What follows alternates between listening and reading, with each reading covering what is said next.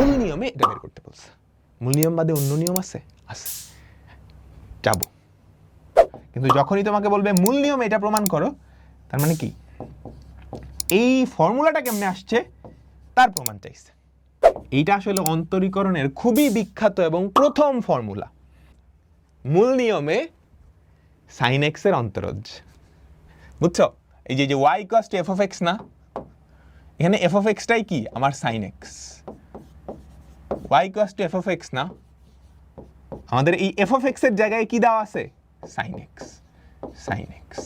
তাহলে মূল নিয়মে sin x এর অন্তরজ, মূল নিয়মে sin x এর অন্তরজ। তো মূল নিয়মে sin x এর অন্তরজ বের করার জন্য মূল নিয়মের ফর্মুলাটা কি? এটা f of x plus h minus f of x divided by h। আচ্ছা, তাহলে f of x তো দেওয়াই আছে আমাদের। f of x, মনোযোগ মনোযোগ মনোযোগ, কিছু লেখার দরকার নেই তোমার, বুঝছো? মানে কোশ্চেন তোলার দরকার নেই, লেখার তো দরকার আছে। মনোযোগ দিবা, মনোযোগ দিবা, ঠিক আছে? মূল নিয়মে sin x এর অন্তরজ, মূল নিয়মে sin x এর অন্তরজ মানে কি বের করতে বলছে জানো? y equals to sin x, এটা তোমাকে দেওয়া, তাহলে ddx of y টা বের করতে বলছে, বা ddx of sin x টা বের করতে বলছে। একই কথা, একই কথা। এই যে y এর জায়গায় sin x বসাইছো, এটাকে কি বলে ddx of y, এটাকে কি বলে ddx of sin x, একই জিনিস, একই জিনিস। মূল নিয়মে এটা বের করতে বলছে।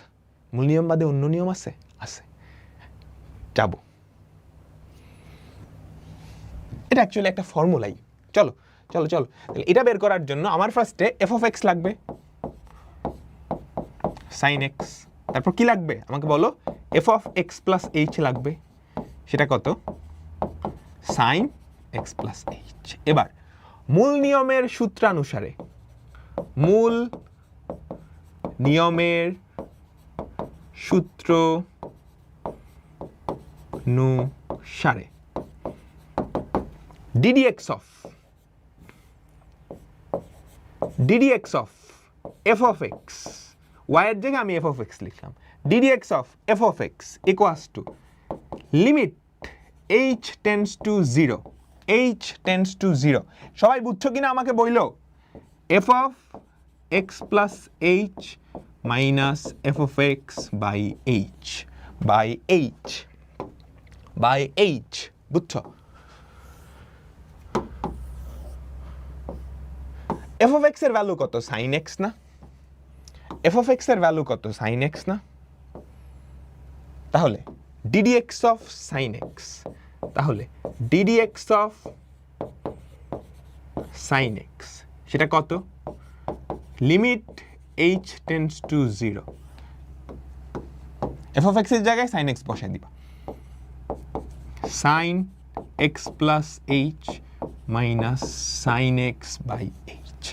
বাকিটা তো তোমরা পারবা, তোমাদের মনে আছে আমি শুরুতে একদম এই চ্যাপ্টারের শুরুতে, মানে এই ক্লাসের শুরুতে কয়েকটা লিমিট করাইছিলাম, ওন থেকেই আসছে, বুঝছো? তাহলে এটার answer ddx of sin x আর লেখার দরকার নেই, তুমি জাস্ট রাইট সাইডটা লেখো, লিমিট h tends to 0, উপরে কি sin c minus sin d এর ফর্মুলা,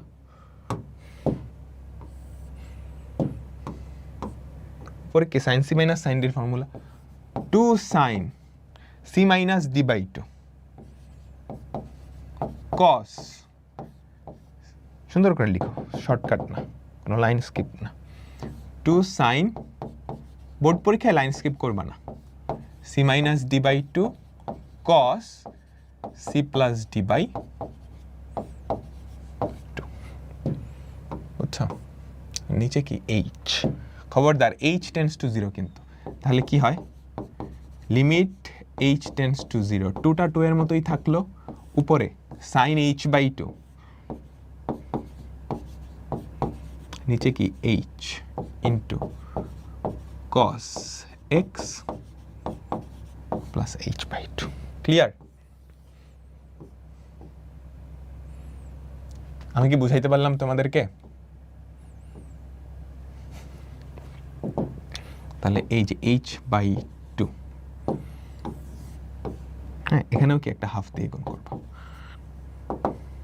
বুঝতে পারলাম? এটার ভ্যালু কত হয়ে যাবে? 1, এটার ভ্যালু কত হয়ে যাবে? 1, তাহলে 2 into 1 ইন্টু হাফ, এইচের জায়গায় যদি 0 বসায় দাও cos x প্লাস 0, তাহলে cos x। আমরা আমাদের প্রথম ক্যালকুলাস বা অন্তরীকরণ করে ফেলছি, সুতরাং ddx অফ sin x, এটার ভ্যালু কত আসলো? cos x। এইটা আসলে অন্তরীকরণের খুবই বিখ্যাত এবং প্রথম ফর্মুলা। তুমি আসলে কি করছো জানো? একটা ফর্মুলার প্রমাণ করছো, মূল নিয়মে ফর্মুলার প্রমাণ করছো। এটা আমরা ফর্মুলা হিসেবে পুরা চ্যাপ্টার জুড়ে ব্যবহার করব, কিন্তু যখনই তোমাকে বলবে মূল নিয়মে এটা প্রমাণ করো, তার মানে কি এই ফর্মুলাটা কেমনে আসছে তার প্রমাণ চাইছে। সবাই আমরা কি ক্রিস্টাল ক্লিয়ার?